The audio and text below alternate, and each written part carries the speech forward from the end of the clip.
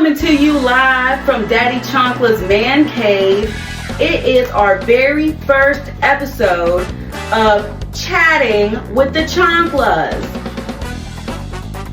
Featuring Mama Chancla, asking the hard-hitting questions. I'd like to know.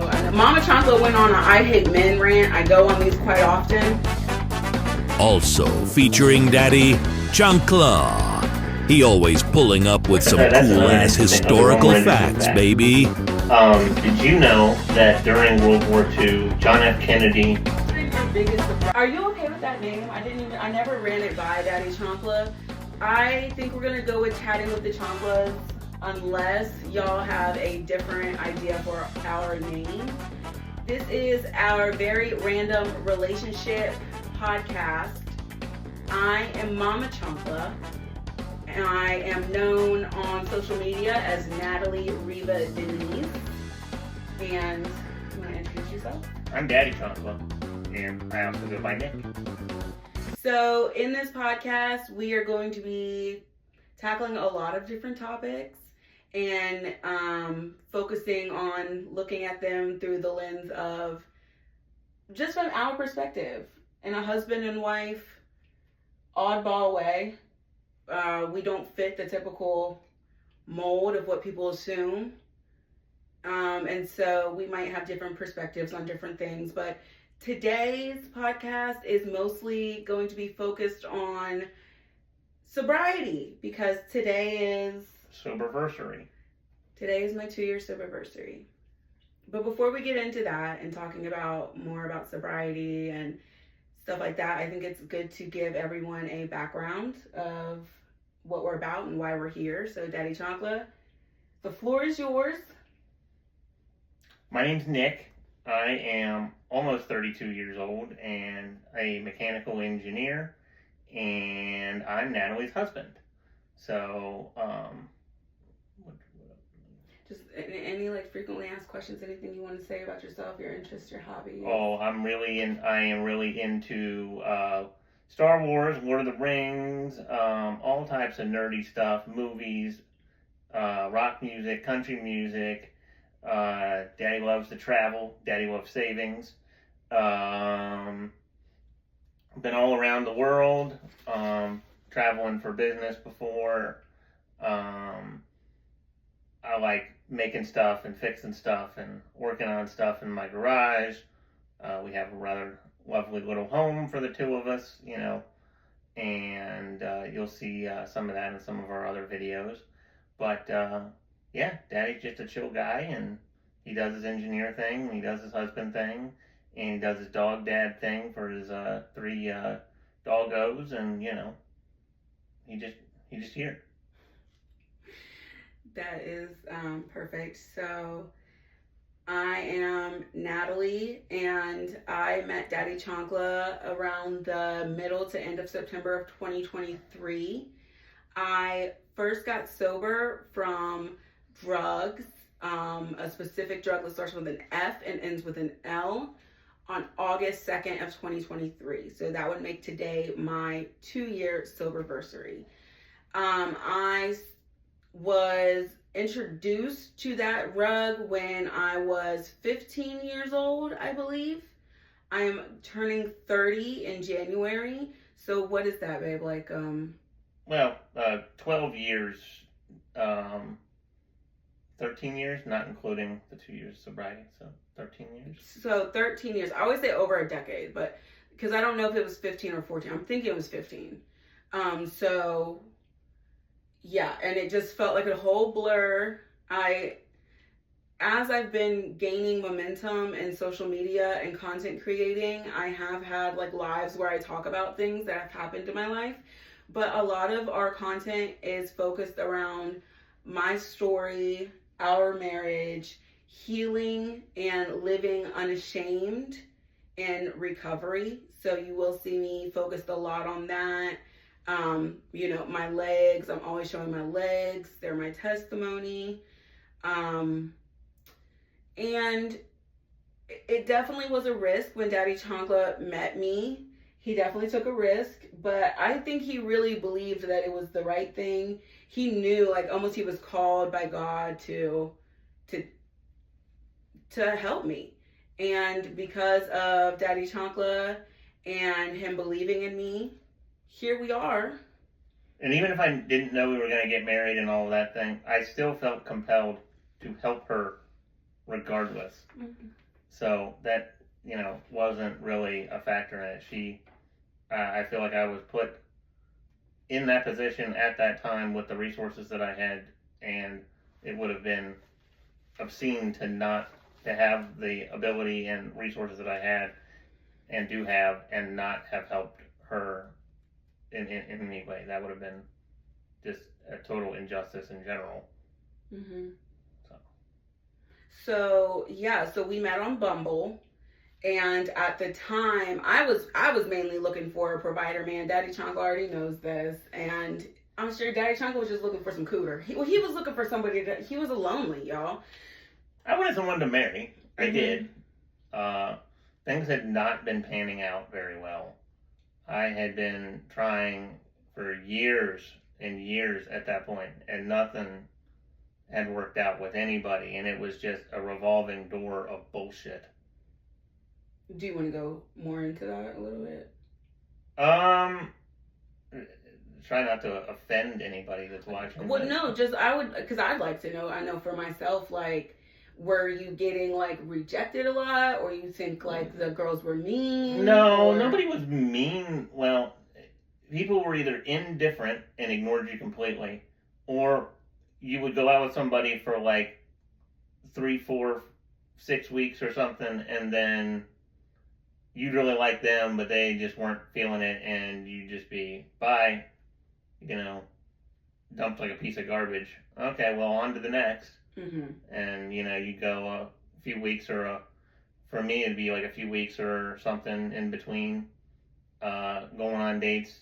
Sometimes less, sometimes more. It just depended on how much effort I was putting into it. But there were definitely certain times where I had to take a break because I'm like, this is just horribly demoralizing, and I can't.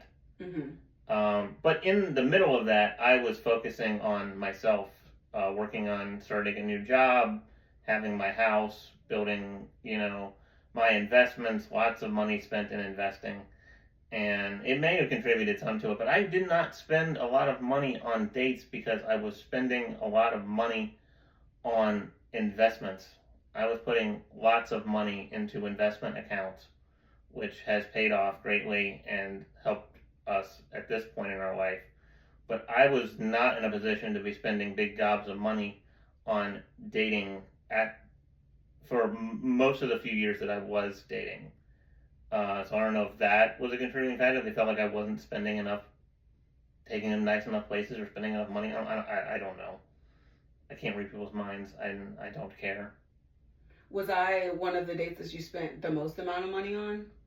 And I'm talking like when you first met me, were you spending like the most amount of money on me than you ever did anyone else? Yes, but that was different because you needed things. Yeah. So that was different. As opposed to like taking me out to like Ruth Chris or something, he was like buying me a winter coat, like making sure I had groceries, like making sure, you know what I mean, I had like gas in my car, like, stuff like that. Yes, that is different. Mm-hmm. But yes, you are correct. Yeah, I did spend more on you, but it was for better reasons and more things. I could justify it because it was helping another person as opposed to just smoozing. Mm-hmm. Okay, that's different. And I, from what I remember, you knew that I was in recovery, and I was that like fresh in recovery early on, right? Yeah. Because obviously it's hard to not see the scars on somebody mm-hmm. and be like, yeah, what's up with that? Yeah. What was your thought process with that? Well, you had told me that you were no longer doing drugs, but you had done drugs, and I'm like, okay, well, this is what I was doing. This is where I'm at. This is, so on and so forth. And I'm like, okay, well, I can work with this. This isn't terrible. You can't hold someone's past over them forever. Like, you can't, and someone's trying to do better, you can't just write them off and say, oh, well, they're not worth it because they did this thing in the past. They're just total, you can't do that. Mm-hmm. It didn't bother me. Now, if you had still said, yeah, I'm still, doing H, then I'd be like, oh, yeah. You're like, Please get out leave. of my house. And don't come back and steal my TV while you're at it, please. Yeah. And we always say that. That's so funny that everyone, and I totally get it though, because I really could have just stole his TV. And the same thing, like when people say, oh, she can just use him for the money. I have so much more value in my husband than any amount of money could ever pay. I could never have somebody that cheerleads me, believes in me, fucks me, like makes, honestly, y'all, I think I'm fucking playing. I'm not. And just wholeheartedly cares about my mental health and personal and emotional well-being. Did you drink enough water today? Did you take all your meds? Did you get enough sleep? Did you remember your therapy appointment? Yeah, all of that. There's no amount of money I could pay somebody to do the things that Daddy Chancla does for me and like heals in my soul and my pussy. So, like you're gonna run off with your money. She's gonna run off with. There's. To who? To who? Daddy Chancla knows, like, that's it. Like, nobody, so, for anybody, and it shouldn't be too hard to realize how much I care about him. And all of this, even though I have found, like, I have a role to share with the world my recovery and sobriety story, a lot of this was, I needed the world to know, like, how good of a man my husband is. And the fact that he was looked over for so long, and now he has, like, a whole fan club, is, as he should, is what you deserve. So, what else do we need to talk about? Like, if people just new fancies today, they joined, what would they need to know?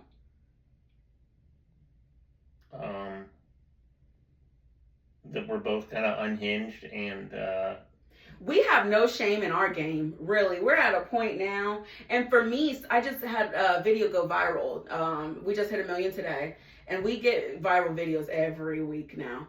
And some of them might seem a bit undignified, like the frog ass and stuff like that. Tastefully funny. Yeah. Do you have any opinions on those types of videos? Were you embarrassed at first, or did you get the humor in them? No, I find anything that's, funny for entertainment's sake like that, okay, and it's definitely a change of pace from most social media like Instagram and stuff just being a thirst trap. Yeah. So I'd much rather be some self-deprecating humor and making fun. People make say, "Oh, you're making fun of yourself." People laughing at you. I'm like, yeah, that's fine. I'm allowed to bring people some joy. Like, it's not like it doesn't make, people affect me in a disrespectful way. If you laugh at one of my videos, that doesn't translate into you have no respect for me as a person or no respect for my other positive attributes outside of that video you're watching. You can both laugh at my video and still respect me as a professional engineer and investor. And, like, you know what I mean? Those two things are not mutually exclusive. I think people, and tell me if you think I'm wrong when I say this, people respect you more now. If anything, yes. If anything, they're like, this is a side of you we've never seen, because my job is very rigid, and I will openly admit that I, in a business setting, can be very stern and somewhat of an asshole sometimes, because my job dictates that I am like that, and it requires that type of personality in which to do it. So seeing me in a setting where I'm able to laugh and say funny things and do funny things adds an aspect to me that people do not normally get to see, and like humanizes me and be like, oh, he has all these other facets to him, not just this one narrow, aspect. Mm-hmm. So yes. With the content that we are making, it is like to make people laugh, and it's nice to be able to have people supporting my small business, and we're able to make an income off of it. But we definitely have toned down the raunchiness. Now we are on YouTube, so I think I can say like fucking shit and drugs now. Is that true? YouTube's a little less, right? I'm not sure. We'll see. You might have to add the foghorn in there. You're right. It goes like brr, brr, brr, brr. But TikTok is definitely a little bit more stricter with that. They won't particularly push out your videos on the For You page, like if you're cussing and stuff. So our shit is not like family friendly because I have a raunchy sense of humor.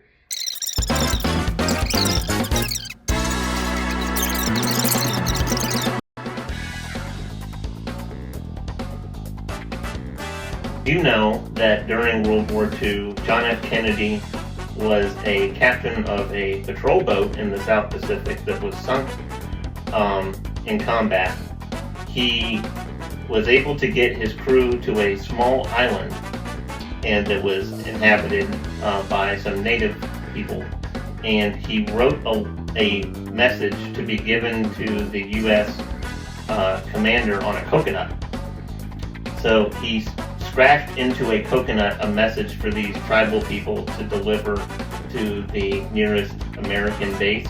With very little means of communication between these two people in terms of language. Mm-hmm. But he scratched his message into a coconut, gave it to these people, they paddled off, and they did end up giving it to the U.S. command. Mm-hmm. And him and his crew were rescued, and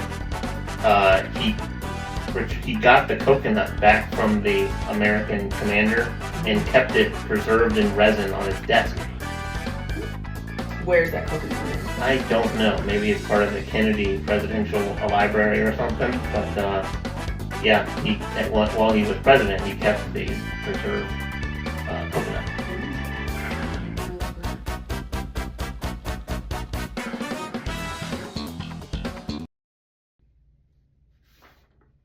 I'm sorry, but I see. Here's the whole thing. We have to cut all this because Mama Chancla. We're back. Mama Chancla went on an I hate men rant. I go on these quite often, so we had to cut and come back. Daddy Chancla's face is all red. I don't hate Daddy Chancla though. Daddy Chancla knows he is the only man I like. Literally, there's one other man I like in this world, and I believe it's my granddad. And I will just double check that. Let me run through my head. Are there any other men that I like? Absolutely fucking not. If you're a man, you have to prove that you like me. I will leave it at that. Guilty until proven innocent. Yeah, seriously. I fucking hate men. So if something happened to Daddy Chancla, I would not be with another man. I wouldn't even be with a woman. I barely like them either. Like, it'd be her and 3 dogs. Yeah. I love my husband, and you have to know I love him because I hate men. So we did the sobriety story time. Okay, so let's talk about the cruise. Talk about the cruise. Which cruise? The first one. Okay. And like your plans, like, did you have plans where you're like, okay, I know he did. He had a thought process in place for this. And what was your goal was you were trying to make me your wife, or? I would like this. I don't know if I can think back that far of whether that was like the plan. I mean, it was always to get married at some point, but I don't know if it was before or after the cruise. I really devoted to that concept, but I did want to be with you, and I didn't want to go on. It'd be nice to go on vacation together, mm-hmm. And it's important to spend time with the other person.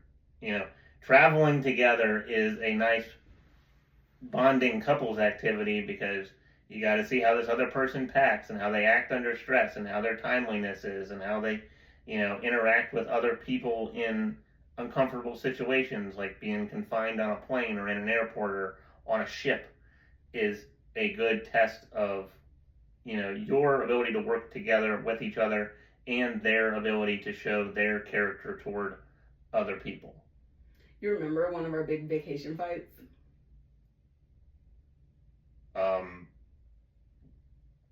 Not on that cruise. I don't remember. So we didn't have a fight on the cruise, but I was fucking pissed with him on the flight back because his mom was asking if I was off of probation and could travel. Oh, I remember this now. I tell y'all, literally, in the airport, getting ready to go through TSA, and I'm like, I don't know if she's getting on this damn plane with me. Yeah. But I was like, I can't even go off on him because I'll be stuck in Orlando with no money.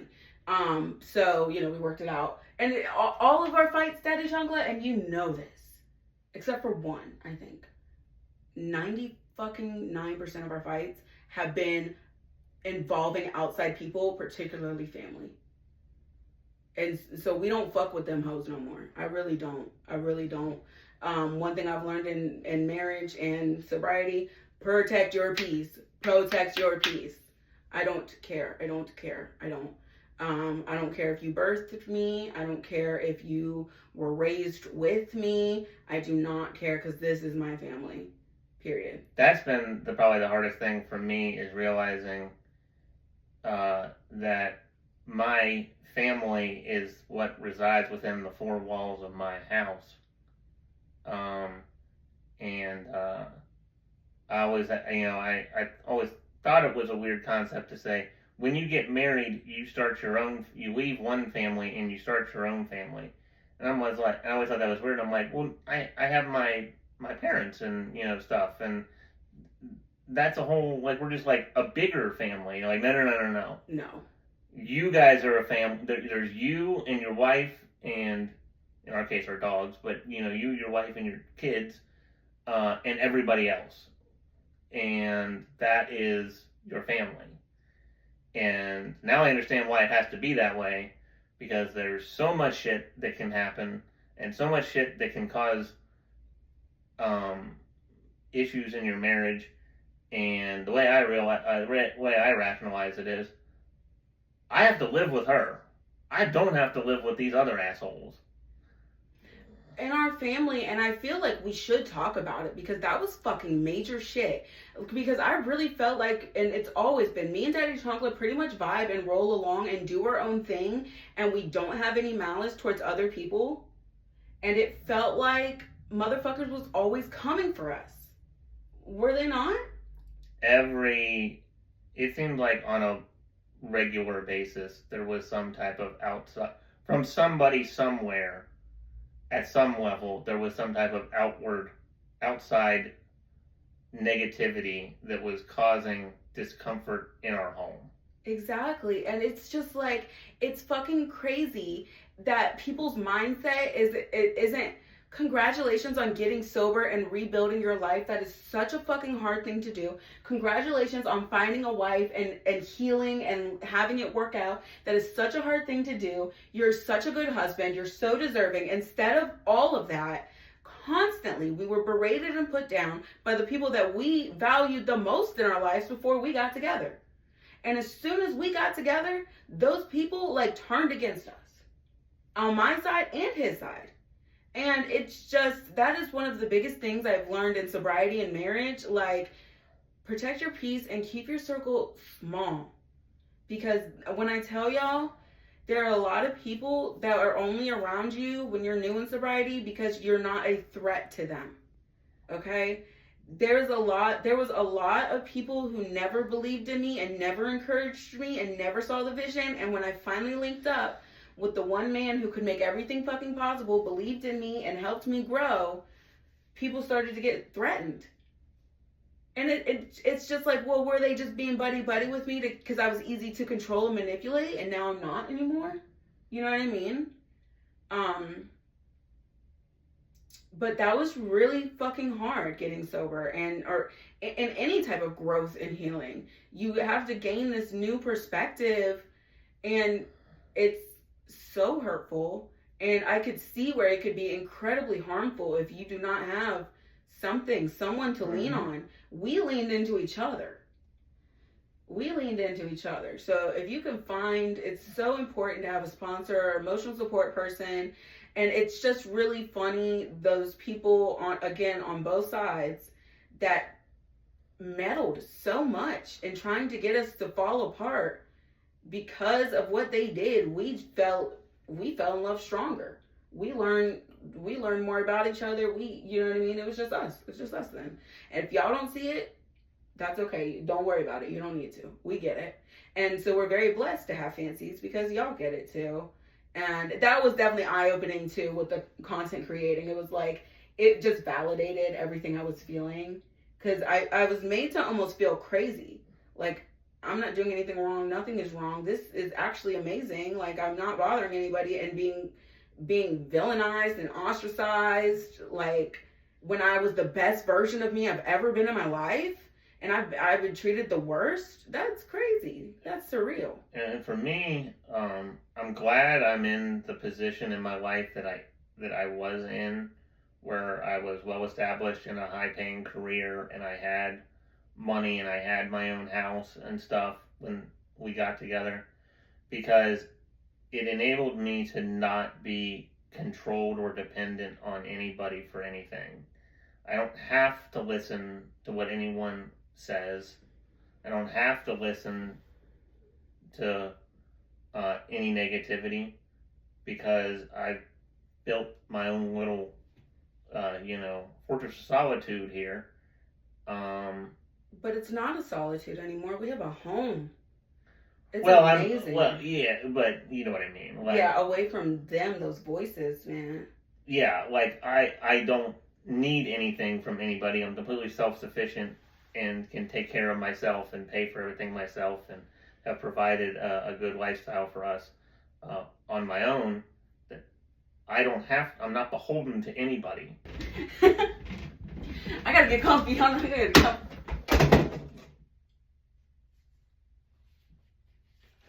Next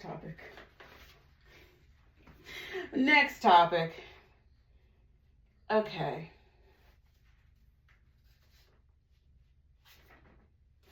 Is there another piece of paper? Wait, grab me that. There's another thing. There's more topics here. Y'all, this is our first podcast. Be nice. Okay.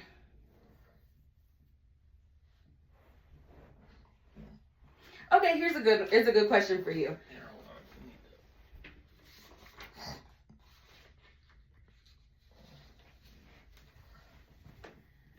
What's been your biggest surprise about healing, about me, in my healing journey, or just in our marriage? Your biggest surprise? Just the amount of difference between where you were when you started and where you are now in terms of emotional regulation and self-awareness. Oh, I'm healed, bro. I am. And it's crazy, like, that we can do it as content, but, like, to talk it out, it's like, oh my gosh, we're so healed. Remember when we had, did I knock your flag down? I don't know. No, you judo kicked your grandfather's medals. Oops. My bad. He'll be okay. He ain't with us no more, so.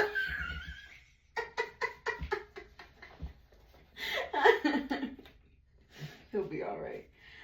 Yeah, it's definitely been some whiplash, y'all. 2 years. So let's talk about what has happened in 2 years of sobriety. I met Daddy Chancla.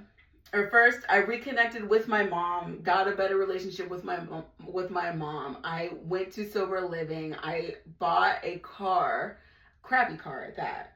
Met Daddy Chancla. Went on, got a better car. I think I had a couple job changes within that. Went on a cruise, got 2 dogs, put those dogs into community theater, met Sarah Sweets. Got a third dog. Was planning on putting him in theater.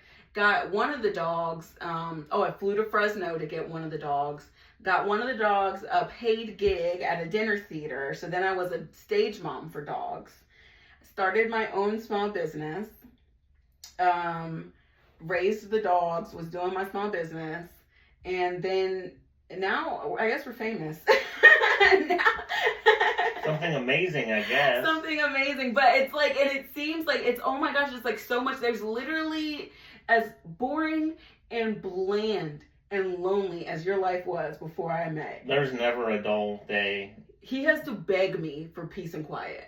Like, and it's not that I'm harassing him. It's just we have shit to do, man. Yeah, there's always something that needs done. Something from the store. The dogs need something. doing a video, doing this, working on the house, something all the time. And I like my alone time, but I think I like this more than I liked being alone all the time. This is a vast improvement because I know that my dogs love me and she loves me, and they're here whenever I need them to be, and it's just nice to have a full house of love, because the house, I didn't have any animals, I didn't have anything. It was just me in a 3-bedroom, 2.5 bath house by myself. Y'all, I can't even imagine. It's so sad. Yeah, tell them more about that.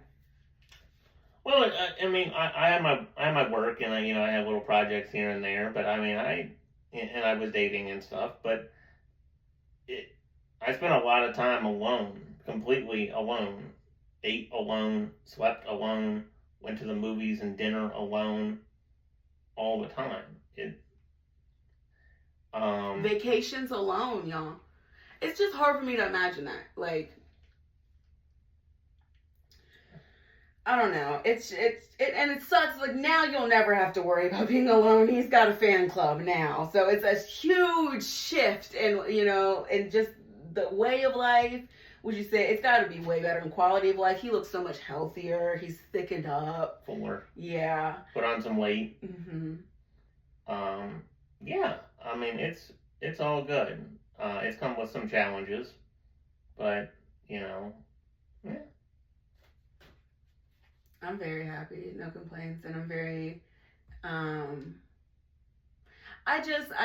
kind of just wish that, and I deal with it, but one thing that really gets to me is the constant, you're gonna leave him, you're gonna take him for all his money. Like, why do people fucking say that? But if I was a fucking, like, just white, skinny, stay-at-home mom that, like, went from Catholic school and got pregnant at, like, 20 and was a stay-at-home mom, nobody would ever fucking say that shit. They just say it because it's me. You know what I mean? They just say it because it's me.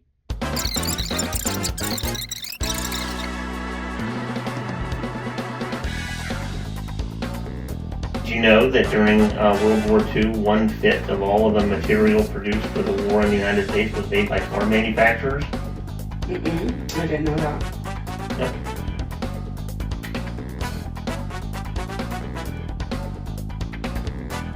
Always want to talk about me. They always, and it's not y'all fancies. It's not y'all, but y'all know who the fuck y'all are. They always want to talk about me. Anyway, they pissed me the motherfucking off. There was something else I wanted to say. Do you still have concerns or doubts? Like, what's your worst fears? Me leaving you still? Mostly you dying prematurely. I do worry a lot about your health. And if you're gonna live a long time or not. 'Cause I'm fat? No, more about the drug use affecting your longevity of life. Oh, I am on Ozempic, so I am losing weight.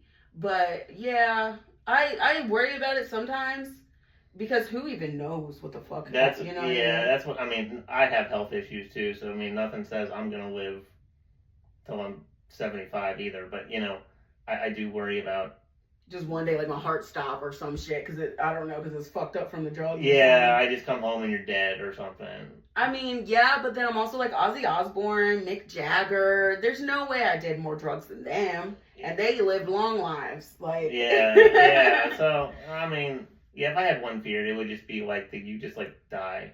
And suddenly. I always get that feeling too, and I try not to be negative about it, but I'm always scared like the ball's gonna drop. Like I'm gonna get like a really bad like cancer diagnosis or something like that. Like, because I feel like my life is like really good right now, and I just am like, oh, something's gonna happen. Who knows? Or maybe we just keep going. Yeah. Yeah, but that's if I had a concern, it would just be you dying prematurely. And honestly, y'all, I have to die before Daddy Chancla anyway, so hopefully it's not tomorrow, but even if it was, I wouldn't be able to deal, y'all. If Daddy Chancla died before me, it wouldn't be good. So, anyway, now, this is all depressing. So we did a tour of your man cave, Daddy Chancla, earlier. Mm-hmm. I might cut to it now or whatever, but...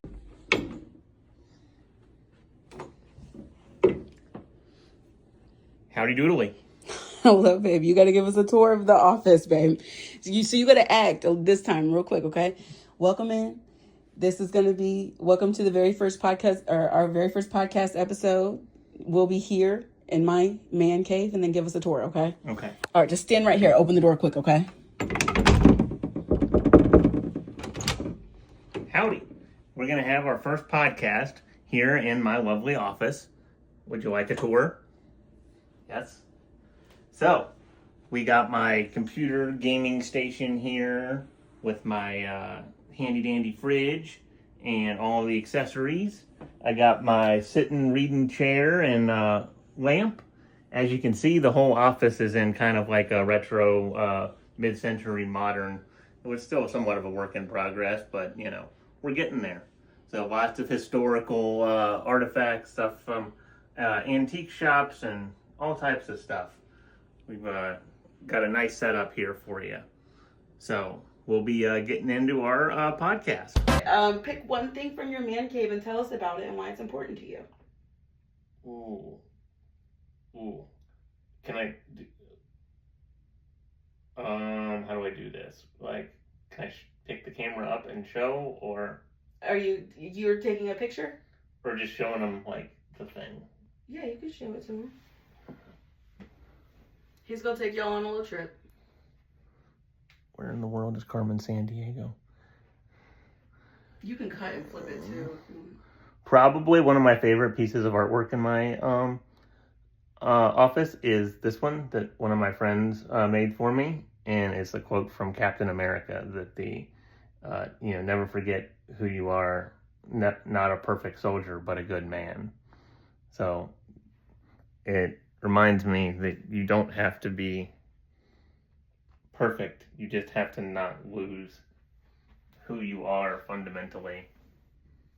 Oh, that's a good angle, actually. I think it looks better now. A lot of the artwork that I have in this office is made by my friends.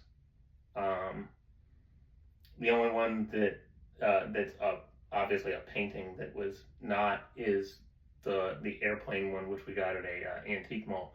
But the other ones in the room were all made by hand by my friends. I always think about that one because before it was in here, it was on his side of the wall, like in our bedroom. Like if he was laying here and the wall was here, it was right there. So like every time, like before bed or like after we get done fucking, I'd like turn over and it'd say like, here's Daddy Chunks. There's a sign, not a perfect soldier, but a good man. It's a good man, okay? But yeah, thank you, Captain America. Daddy Chancla loves America. And he's allowed. Jesus, let him. It's fine. In case the whole America theme of this entire room didn't quite convey that to you. He loves his country. And and I am so here for it. I honestly I would vote Daddy Chancla. If I could retire him, he'd run for Congress. And then I'd be we'll make it happen, because he said he wanted me to be in front of Congress, talk about drug reform or something. Be like, yep. Anyway, I'd like to speak to the council or something like that. Trumpets and everything, yeah. They'd be like, wow, look at that crack whore. Period. Yeah. And I'm at the House of Representatives today. Where am I? Where does Congress live? In the Capitol building? In the Capitol building, about the Senate and the House Representatives. Chancla's in the Capitol building. No panties, probably. I ain't got no panties on the House floor. I ain't got no panties on. I ain't got no panties on the House floor. I was going to say, instead of Hail to the Chief, they would play Back That Ass Up as you walk down the... I always say that's it. Yes. As you walk down the ramp. Boom, boom, boom. Y'all, should I run for president? Probably. You can't. You're not 35. Oh. Well, Daddy Chancla can soon. Would y'all like me to be your first lady? They would do the goddamn attention when they be saluting, and they'd be like, make them cheeks tighter. It's the people's princess, Mama Chancla, coming off the fucking Air Force One. Tighten them cheeks. I honestly think if Daddy Chancla wanted to run for president, he might get the vote because he'd be like, he's cool as fuck, bro. His wife's funny as hell, and he's actually smart. Like, he knows what he's talking about.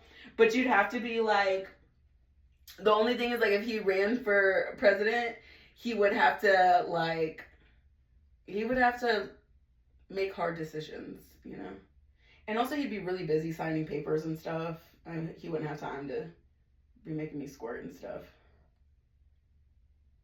You Bill Clinton button or something? How would we do that? I mean, you could just, could you get under the Resolute desk and... Nah, because he'd be at a meeting. I'm loud when I give head.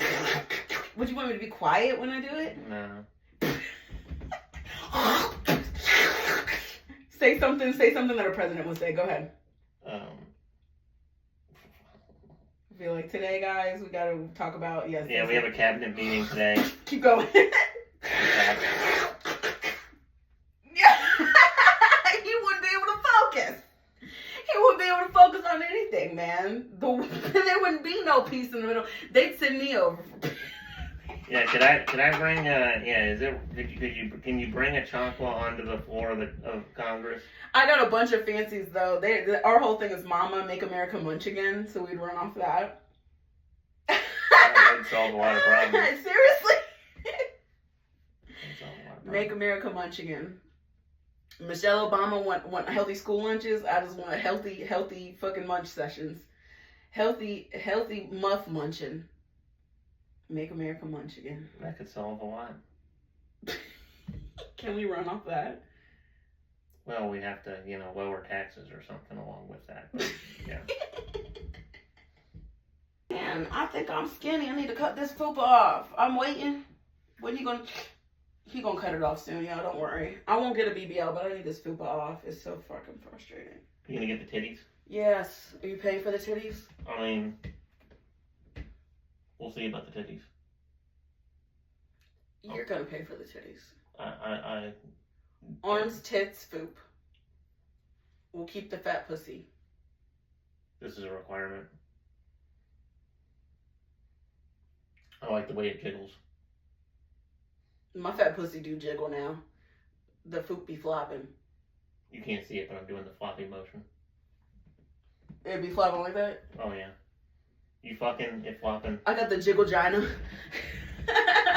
My gina be jiggling. But he said I'll pay for the tummy tuck. But they do the tummy tuck and they'll lift it. And he's like, nah, I'm gonna need the fat puss. If I'm financing that fat pussy gotta stay. So, and honestly, that's fair. That's only fair. I kind of like my thighs too. Like I like to clap them. Oh yeah, it's nice. I'm like, dinner time. Yeah, and you can they make a good headrest. They do. And they're good buffers when you got her legs up on your shoulders when you fucking her. He's been so horny, y'all. It's ridiculous. This is bullshit. My dick's hard now.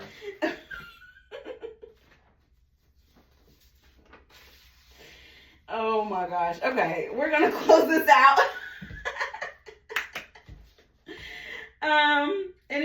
Any closing arguments, closing thoughts, anything that you feel like? No, I'm happy with the way things turned out. I'm happy with the way things are going. I think the next few years are looking very bright and optimistic. We got good opportunities coming our way. We're doing good, He's looking at my titties. We're not fucking after this, Daddy Chunks. I didn't say that. Okay, continue though. You can look. But I'm very optimistic for the next few years here. I think we'll do good. Why is your face so red? Just talking. Mm-hmm. Are you shy? Mm-hmm. You get more comfortable on camera though. Mm-hmm. You feel more comfortable on camera. Oh yeah. So yeah, this is our first podcast. Be nice to us in the comments. And if you have any questions or suggested topics for next week's, let us know. I think next week we're going to be talking about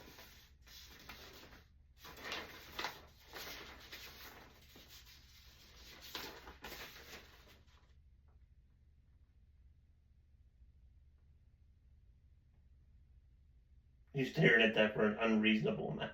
I don't don't know what we're gonna talk about tomorrow because it's like so many topics, but it's like, okay, like what do you even talk about? You know what I mean? I think maybe Daddy Chancla can give us some history facts. Ooh. So real quick, just so I have extra stuff for editing, why don't you, just rub my fupa. Go ahead and give it a rub and tell the people some historical facts. Maybe something fun about Woodrow Wilson's wife or something. Well, she pretty much ran the White House after he had a horrible, debilitating stroke. So there's some commentary that says that she is the de facto first woman president due to the level of inability that he had in office and the amount of the work that she took over for him while he was in recovery. Woodrow Wilson also did get the short end of the stick being the president of the United States during the First World War. So he didn't really sign up for what he got thrust into. So yeah, he was a good president. He was a very good speaker and orator and persuader, amazing persuader of people. And yeah, it was very sad that he was so debilitated by his stroke and did not get to finish out the remainder of his term in good health. Favorite president though, definitely FDR. He gets the golden ticket there for favorite president just because of all his leading the country through the Great Depression and World War II. And I wish we could have got the fireplace in here so we could have had a fireside chat with Daddy here. I know, we gotta get your fireplace up here. That would be nice. Did you know that during the war, Ford made airplanes? I didn't know that. They did. Nice. They built the largest aircraft manufacturing plant in the world at the time in Michigan, and a car company made airplanes. Mm. Did you know that during the World War II, the Packard Motor Company made aircraft engines that were originally designed by Rolls-Royce? No, I didn't know that. No? Yes, that's perfect. Go ahead. Let's see.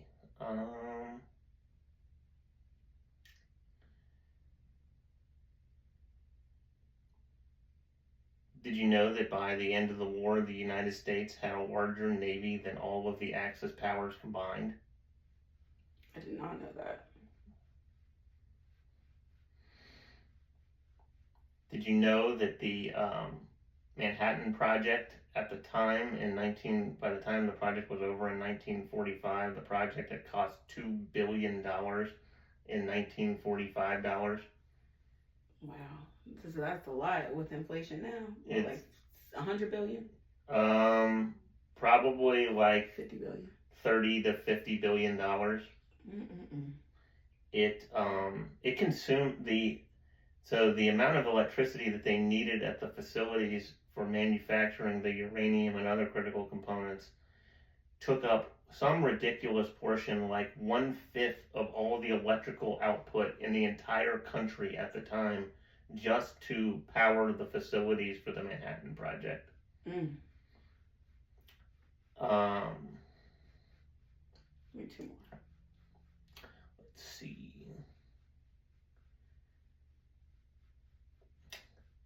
Did you know that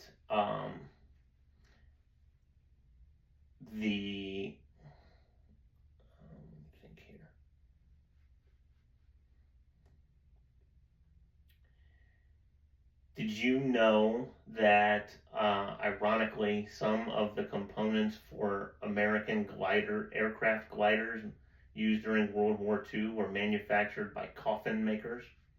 No. They had everybody doing everything during World War II. Yes. Yeah, so some of the hardware and like wing struts, I believe, of some of the U.S. gliders were made by companies that had manufactured caskets. Which is not a reassuring thought when you're in a glider that is basically a very slow falling object out of the sky that you have very little control over. Let's see.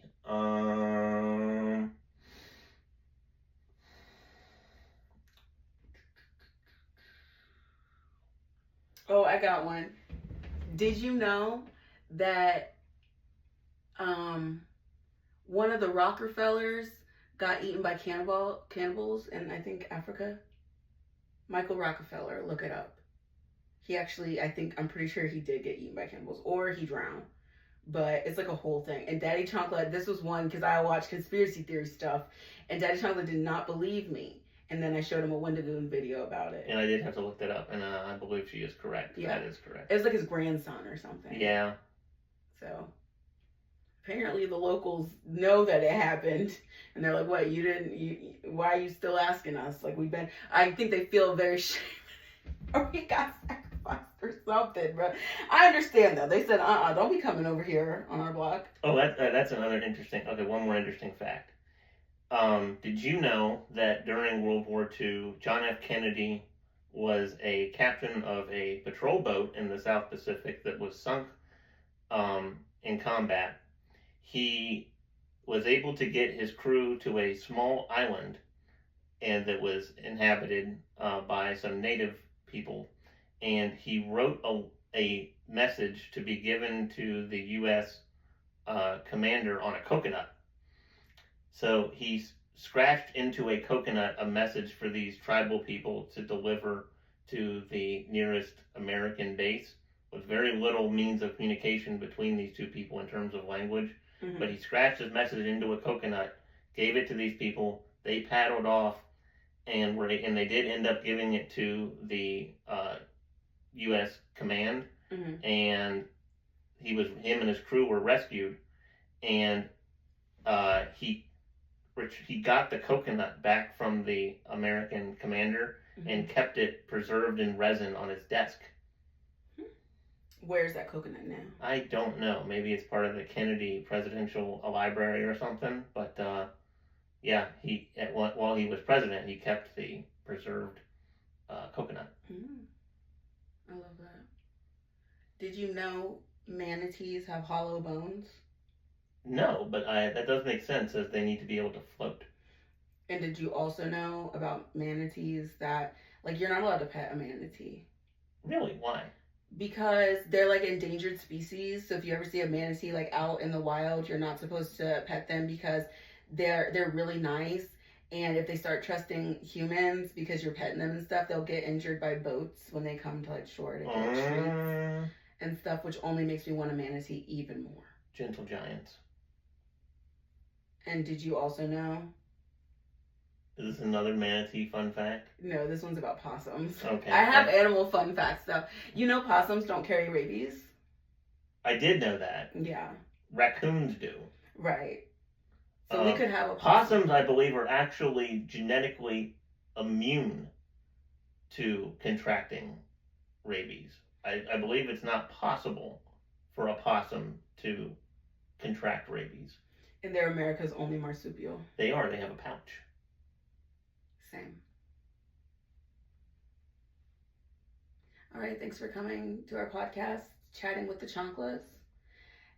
We'll work on it, and let us know if you want us to. We'll reach out, be like, hey, you should ask so-and-so to be on your podcast. I don't know, they'll come and sit on the bed with me. Come lay in the bed, and we'll just stare at them. Tell us about your life, and then they'll come to the podcast, and the podcast is just us laying in bed. Who wants to be on our podcast? We got a spot for you right here. And we just be like, tell us. You can cuddle up with a Chanclas fupa. It's nice and warm. Yeah. And we'll have fried chicken. And we'll just talk. So, yeah, if you want to be on our podcast, let us know. My dream guest on this podcast is Empress 44. I would do anything to have Empress 44 on this fucking podcast. It gets on my nerves. Okay, anyway, that's Lore. Maybe we'll do a podcast version of Lore. We're done. He said, come on.